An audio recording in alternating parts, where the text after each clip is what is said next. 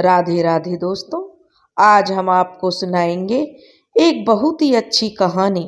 अगर आप हमारे चैनल पर नए हैं तो प्लीज़ हमारे चैनल को लाइक करें, सब्सक्राइब करें और शेयर करें। कमली आज गर्मी की दोपहरी में सुनसान सड़क पर बड़ी तेजी से गांव के बाहर शमशान की ओर भागी जा रही थी। कमली के मन में एक डर समाया हुआ था, उसकी जिसे याद करके उसकी रूह कांप जाती थी और उसी डर से निजात पाने के लिए आज कमली घर से निकली थी। शमशान में वैसे तो सन्नाटा ही रहता था, छोटा सा गांव था तो रोज कोई लाश भी नहीं जलती थी, पर शमशान में भैरव जी का चैतन्य मंदिर था, इसलिए तांत्रिकों और साधकों का आना जाना देवगढ़ में लगा रहता था। कमली जो एक कापालिक के पास पहुंची और कहने लगी, बाबा मेरी आने वाली बहू को बचा लीजिए।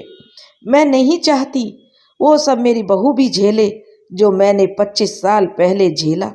बाबा उसकी रक्षा कीजिए। हाथ जोड़कर कमली देवगढ़ में जो शमशान घाट था, उसमें जो साधना करने जो आए कापालिक के जो चरणों में बैठ गई और उनसे याचना करने लगी। कापालिक श्रद्धानंद जी से याचना कर रही थी कि बाबा मुझ पर रहम करो, मेरी बहू को बचा लो। जो बाबा श्रद्धानंद जी थे अपने ध्यान में मस्त बैठे हुए थे, सब सुन रहे थे। सुन क्या रहे थे, वह तो सब कुछ जान ही गए थे कि कमली क्या फरियाद लेकर उनके पास आई है। तभी श्रद्धानंद कापालिक ने अपनी आंखें खोले बगैर ही कहा, कमली घबराओ मत, शांत बैठो।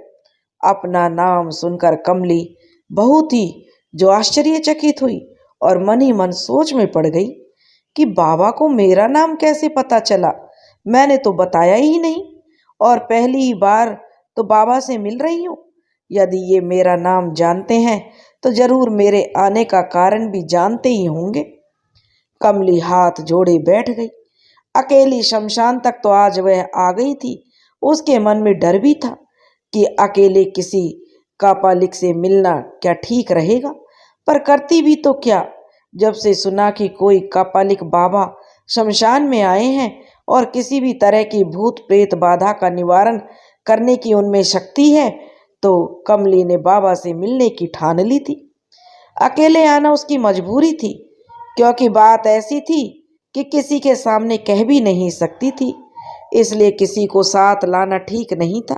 वह अकेले ही बाबा से प्रार्थना करने